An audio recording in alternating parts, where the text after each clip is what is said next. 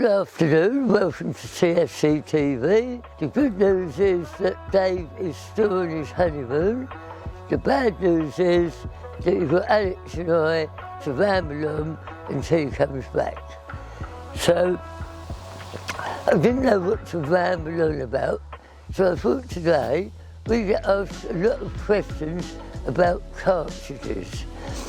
And I thought I'd just sort of very briefly go through roughly about what cartridges are about, where they came from and how you can use them.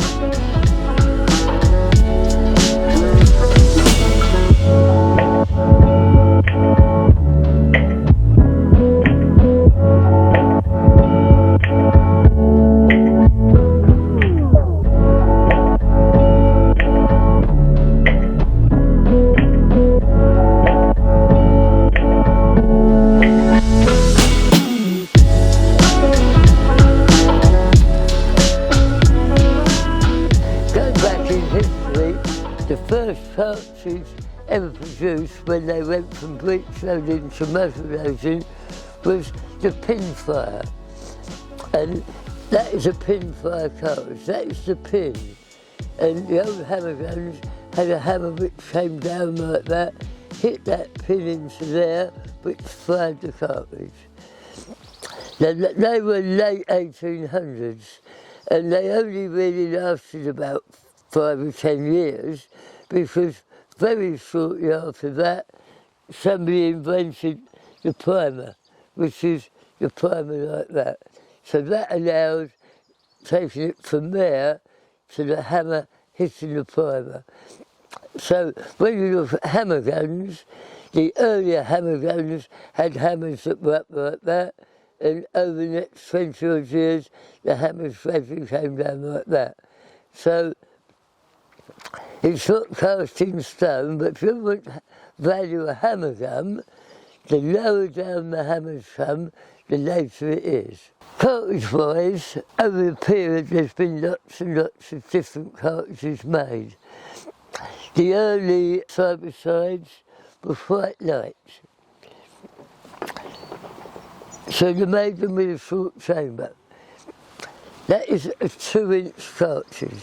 It was made for shooting little light hammer guns or side-by-sides around the turn of the century. They then went to 2.5 inch, which became the standard game load. They then went on to a 2 3/4 inch cartridge because it became the in thing to shoot heavier loads. With heavier loads, more lead, you need a bigger cartridge. So they went to 2 3/4 inch. From there, they then went on to a 3-inch cartridge, which was even bigger. They then progressed to a 3.5 inch cartridge. So in 12 bore, you had a range of cartridges which ran from 2 inch to 3.5 inch. Earlier on, people used to use 10 bore cartridges or 10 bore guns. So you had a bigger, mainly side-by-side, which was a 10 bore, and that took a cartridge which was bigger. They were popular for 50 odd years, I suppose, until they invented, for want of a better word, the 3.5 inch 12 bore. And when they invented the 3 inch and the 3.5 inch 12 bore Magnum, it did away with the need for 10 bore. So gradually 10 bores have faded away, so you very rarely see them now. The next up from that was an 8 bore. Now, an 8 bore was a very specialist gun. It was used for shooting wildfowl. It was a big, heavy gun, and it shot big, heavy cartridges. The gun had to be heavy because the heavier the cartridge, the more recoil you get for it. So a 10 bore was made, or sorry, an 8 bore was made heavy to try and absorb a bit more recoil. The next progression from an 8-bore was a 4-bore. 4-bores weren't really made for shotguns, they were made for rifles. 4-bore, that is the biggest game cartridge that's ever been made to shoot from the shoulder. And it was made for, as you can see, this bullet was made, the biggest ever made to shoot from the shoulder.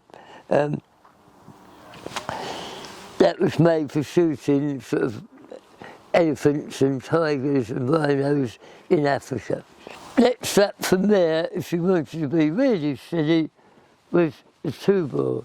Now, that's a 2-bore. That was made really to shoot from a punt gun.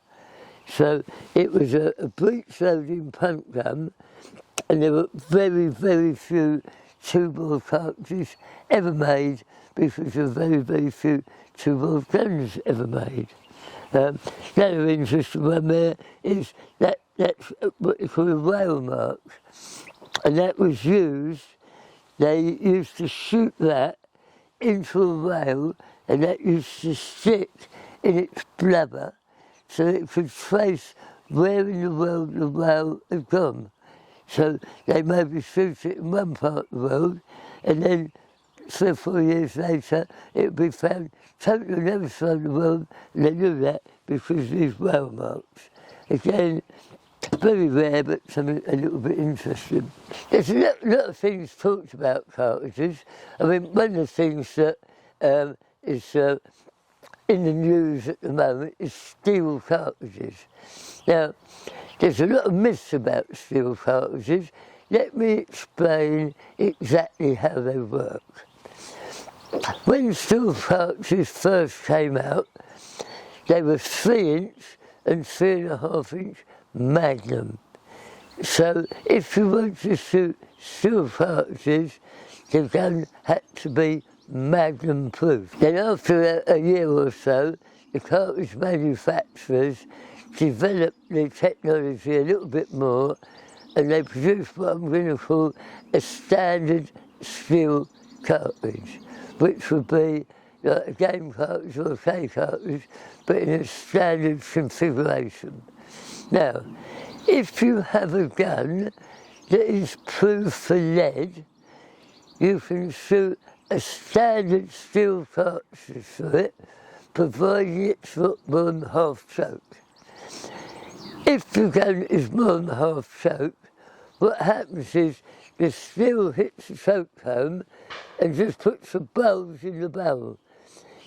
It doesn't really blow it up, it just bulges it. So if you want to shoot steel shot out of a standing cone and it's 3/4 or full choke, take it into your local gunsmith, get them to boil it out to half, and you can shoot any standard steel cartridge for it, not a Magnum. Again, a lot of myths and rubbish talks about cartridges. Just a matter of interest, that is a 21-gram cartridge. Fabulous little cartridge.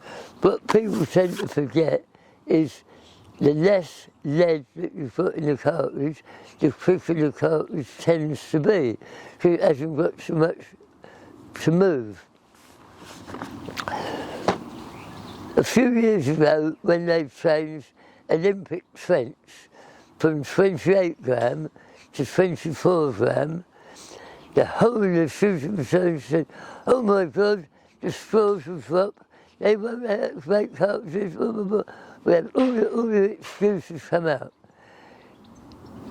The straws now are equally as good, if not better, with 24-gram cartridges to what they were with 28-gram cartridges.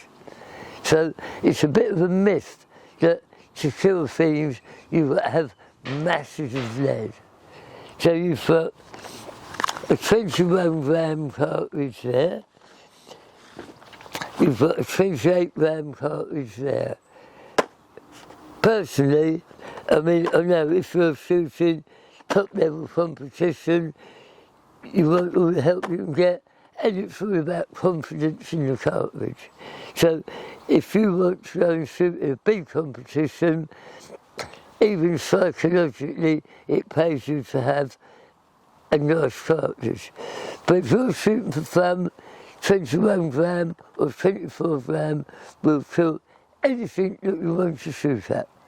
So don't listen to the experts who say, oh, you've had masses of lead, you've got a big cartridge to kill plays or game. It's absolute rubbish. Before we end this film, there's one thing I've forgotten. I've been renowned over the years for having a silly sense of humour. When we had our shop in London, I decided to make a left-handed cartridge because we're nearly all left-handed here. So we produced the left-handed cartridge. We produced 10,000 of these. Now, this was 40 odd years ago. If it had been in today's world, I think it would have gone viral. We put a couple of ads in the paper and we had phone calls from everywhere wanting to buy left-handed cartridges. And within a very short period of time, they sold out. It's funny how some people have a sense of humour and some people don't. Most of the people that rang up could see the funny side of it and accepted it was a bit of a joke and a bit of a leg pull. We came into the shop one Saturday morning, phone rang, picked the phone up, London Company. These left-handed cartridges we're talking about, absolute rubbish, there's no such thing. And this chap went on and on and on at me over the phone about left-handed cartridges.